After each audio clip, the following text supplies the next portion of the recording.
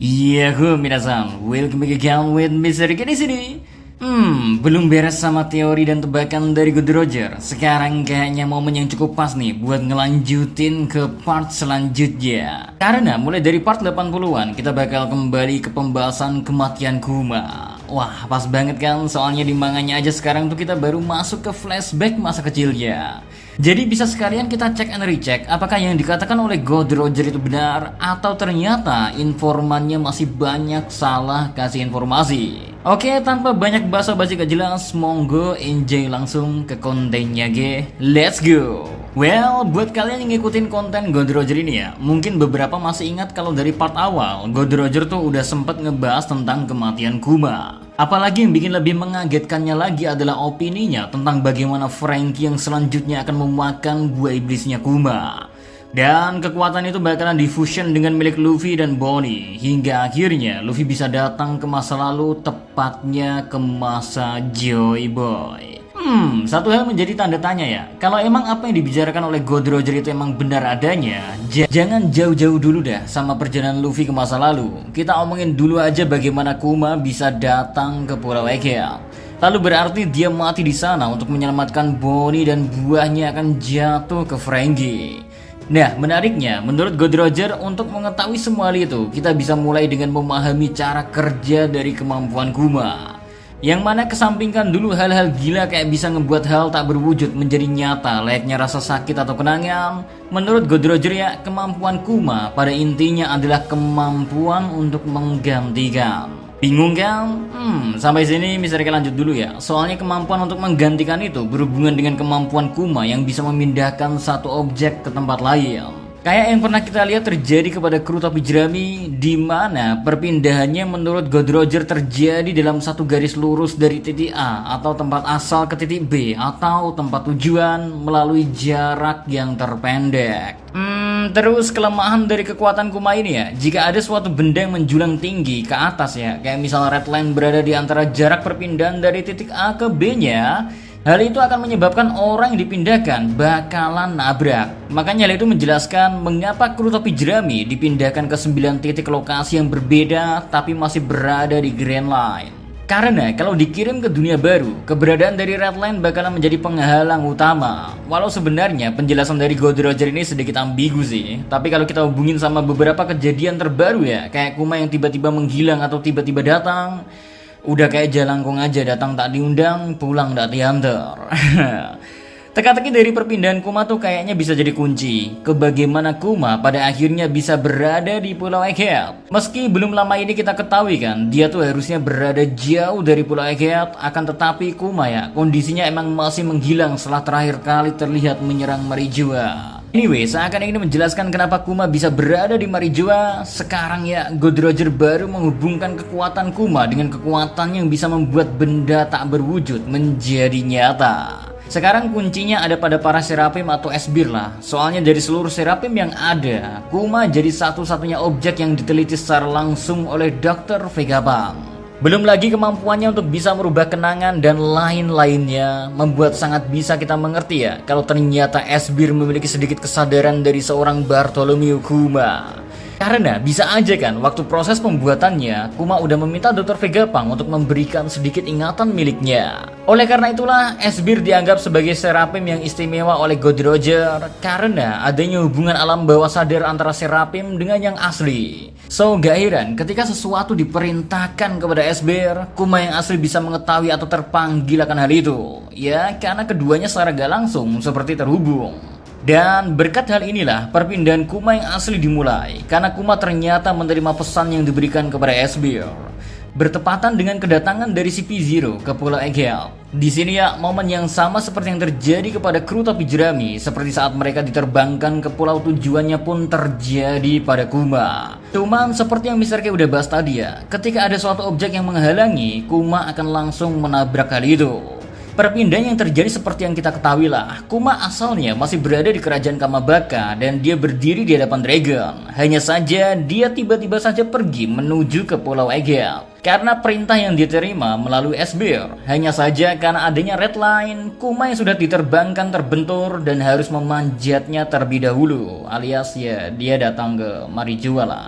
Sebelum akhirnya kali ini ya mungkin perjalanannya menuju ke Pulau Egghead lancar. Wah, sebuah pendapat yang menarik bukan? Karena kalau gitu ya, dengan menghilangnya Kuma dari hadapan Akainu, sekarang tuh Kuma udah bergerak lagi menuju Pulau Egghead. Dan alasan Kuma datang ke Marijoa bukan untuk melakukan misi apa-apa seperti yang kita duga sebelumnya. Tapi kalau mengacu ke apa yang dikatakan oleh God Roger ya, itu semua hanya karena kekuatan Kuma yang gak bisa melewati sebuah objek yang menjulang tinggi ketika mencoba berpindah. Gimana nih? Apakah menurut kalian teori dari God Roger ini cukup menjelaskan kondisi Kuma saat ini? Soalnya dengan berani ya God Roger menjelaskan kalau bukti lainnya bisa kita lihat lagi di chapter 1071, di mana ketika Kuma mendarat di Marijoa, kalau biasanya ada bekas telapak binatang seperti yang terjadi kepada kru topi jerami, di momen itu ya Kuma emang kayak diperlihatkan menabrak sesuatu, yang mana Sarga langsung ya memperlihatkan ke kita kalau Kuma tuh sebenarnya berada di tengah perjalanan. Hanya saja dia terhenti berkat keberadaan dari redline yang sangat menjulang tinggi.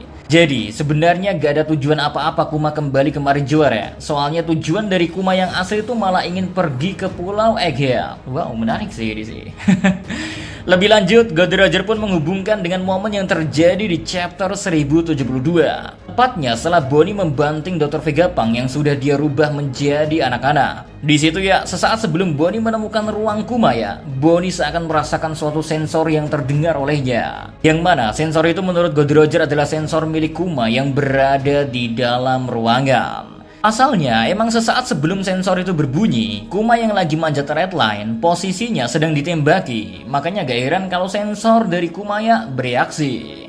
Lalu untuk teori yang Dr. Vegapunk pernah katakan tentang berat seorang yang berkurang 21 gram ketika mereka menghilang, hal ini menurut God Roger bakal divalidasi nanti ketika kematian Kuma terjadi bersamaan dengan flashback dirinya yang dilanjutin. Tapi nggak berhenti sampai di situ, Rek. God Roger bahkan menjelaskan kalau kematian Kuma ini ada hubungannya dengan kilas balik dari Im Sama. Karena nanti ya pada flashback itu bakal dijelasin rencana dari Im Sama yang mana pembentukan sebuah tembok yang tinggi atau kita ketahui dengan redline saat ini ternyata dulunya diniatkan untuk tujuan mencegah batu poneglyph untuk disebar luaskan. Hanya saja sang penguasa saat itu ya menunda pembuatan temboknya, sehingga bukannya penyebaran poneglyph bisa dihentikan, malahan berkat tertundanya pembuatan redline, tembok itu malah jadi menghalangi aliansi dari Im Sama yang berniat untuk mengejar batu poneglyph yang sudah lolos. Ya, cerita ini ya berkaitan dengan salah satu penguasa yang mengkhianati Im Sama. Siapa lagi kalau bukan Dewi Bumi yang memiliki kemampuan untuk menciptakan redline atau yang kita ketahui juga sebagai Queen Nefertari the Lily. Lalu balik lagi ke timeline saat ini. Setelah kembali diperlihatkan menghilang dari Marijoa, nantinya ya Kuma bakal diperlihatin tiba-tiba ya sampai di Pulau Egghead. Dan dengan kedatangan Kuma ya, kilas balik akan dirinya bakal dimulai dari masa kecil, lalu eksperimen terhadap dirinya, terus bergabungnya Kuma ke pasukan revolusi, Kuma menjadi mata-mata, sampai akhirnya pengorbanannya untuk membawa Fajar ke dunia. Tapi misalnya koreksi ya, untuk bagian di sini ya, dengan kemunculan chapter 1095 yang menjadi awal dari kilas balik Kuma, sepertinya tebakan dari God Roger itu masih bisa kita katakan salah. Soalnya belum ada tanda-tanda Kuma diperlihatin akan tiba di Pulau Egghead. Meski sekarang kondisi dari Bonnie emang sedang berada dalam masalah. Apalagi kita tahu kan, Luffy sedang terkapar lemas setelah menahan Admiral Kizaru, lalu Zoro sedang berhadapan dengan Lucy, sementara Sanji dan yang lainnya diperlihatkan gak bisa bergerak berkat kemampuan dari Saint Saturn. Makanya kalau emang Kuma mau datang sekarang tuh ya emang momen yang tepat, karena emang kita tahu kan Bonnie tuh butuh bantuan, kan posisinya udah gawat banget tuh. Ya emang Kuma harus nolong, cuman kan misteri koreksi dikit nih. Bagian terkait apa ya si God Roger bilang kilas baliknya bakal dimulai saat Kuma datang.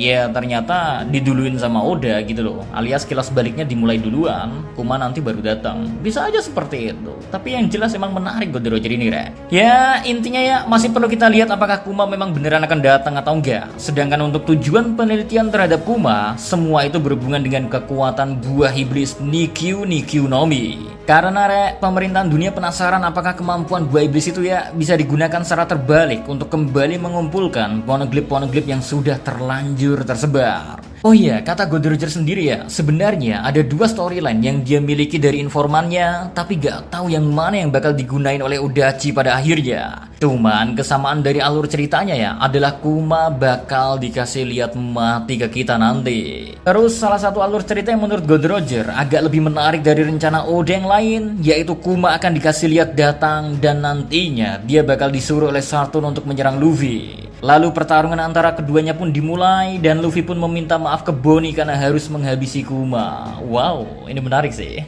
Sedangkan Bonnie tentu mencoba melindungi ayahnya. Barulah Kuma pun akhirnya tersadar akan kehadiran Bonnie dan dia perlahan-lahan mulai berhenti menyerang membabi buta. And di situ kita ngelihat Kuma yang gak bisa diperintah. Saint Saturn pun akhirnya memerintahkan Seraphim untuk menyerang Luffy, Kuma dan Bonnie. Lalu ya, Kuma diperlihatin menerima serangan yang mengarah ke Bonnie yang mana ngebuat dia pada akhirnya berada dalam kondisi kritis. Dari sini ya, Dr. Vegapunk pun dikasih lihat akan memainkan peran yang menarik karena nantinya akan berhubungan dengan bagaimana cara Test bisa mengambil buah iblis milik mendiang Shirohige. Pasalnya ya, kondisi Kuma yang kritis mau gak mau harus dimanfaatkan dengan sangat cepat. Karena menurut Dr. Vegapunk ya, mereka gak punya banyak waktu dan Kuma sudah gak bisa diselamatkan lagi. Hanya saja kalau mereka emang mau meneruskan tekad Kuma dan orang-orang dari 800 tahun yang lalu, maka kekuatan Kuma harus segera dipindah tangankan. Wow. Di momen itulah akhirnya mau gak mau Franky yang mengambil alih dan menjadi pewaris dari kemampuan Bartholomew Kuma. Ini gila sih. Jangan-jangan God Roger emang punya informan orang dalam dari Oda.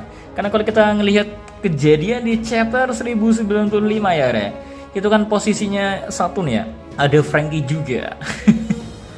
Dan emang feeling Mr. K diselamatin Kuma sih, Bonnie sih. Kuma pasti datang. Kalau kita ngelihat arah tembakan para angkatan laut yang berusaha untuk menembak kepala si Bonnie saat itu, langsung tiba-tiba kilas balik. Walaupun emang bukan tebakan ya, perkiraan God Roger salah, alias didiluin kilas baliknya, tetap aja ini teori ini bisa aja terjadi gitu aja. Gila sih informannya sih, Gila. Ya, gimana menurut kalian? See you next time in the next God Roger Theory. God Roger. Ingat, simpan sebagai hal menyenangkan untuk memperdalam imajinasi kita. Don't take it seriously, tapi untuk dipikirkan bersama-sama aja. Oke? See you.